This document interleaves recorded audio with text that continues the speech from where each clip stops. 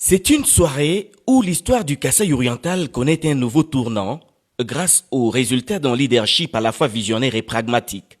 En qualité de partenaire de premier rang, le gouverneur Jean-Paul Mbouba-Kapo a signé ce dimanche 16 février le protocole d'accord stratégique pour le développement du Kasaï oriental avec la société Shandong, représentée par le partenaire de ses rangs, Zhang Ding, manager de cette compagnie du gouvernement chinois.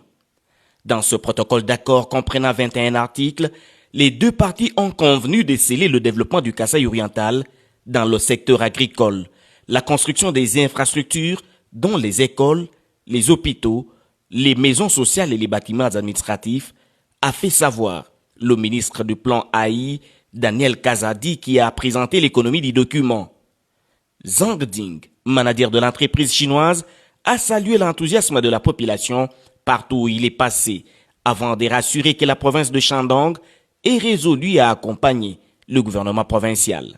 À travers les différents projets dont on avait eu à parler, à discuter, notamment l'agriculture, les écoles, différentes infrastructures, même les minéraux, il s'est dit encore une fois très confiant de pouvoir accompagner, avec la compagnie et toute la province de Shandong, pouvoir accompagner sous la direction de monsieur le gouverneur les différents projets et il peut assurer qu'ils pourront les réaliser, qu'ils verront tout ce dont on a pu citer, discuter ces jours-ci, verront le jour. Vous avez un gouverneur qui a des visions, c'est un grand visionnaire.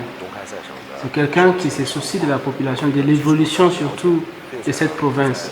C'est quelque chose qui le tient à cœur parce qu'il a une histoire avec cette province. En comprenant, en découvrant ce monsieur qui est très soucieux de sa population, c'est un homme très cultivé, un homme qui connaît ce qu'il fait, qui sait ce qu'il veut pour la population. Et c'est vraiment un homme qui est en train de travailler d'arrache-pied pour réaliser ces projets dont il parle. C'est quelqu'un qui veut concrétiser.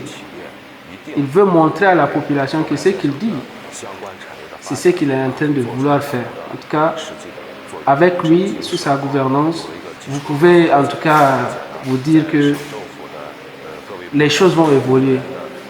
Ils vont vraiment tout faire qu'ensemble, on puisse travailler pour le développement de cette province. Ayant réussi son pari, le patron du Kasaï oriental l'a d'abord remercié ses hôtes pour avoir honoré leur engagement de venir au Kasaï oriental.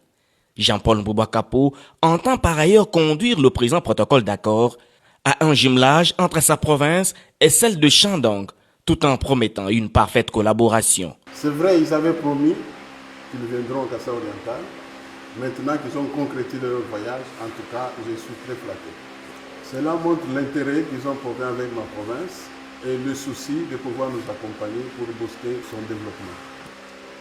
Nous avons ensemble des points de vue tels que nous allons pouvoir travailler ensemble tout au long de mon mandat. Pourquoi pas arriver à un jumelage, comme on s'est dit avec lui, entre la province de Shandong et la province du Kasaï oriental plus tard, parce que nous nous sommes dit que nous allons commencer avec certains projets à court, à moyen et à long terme.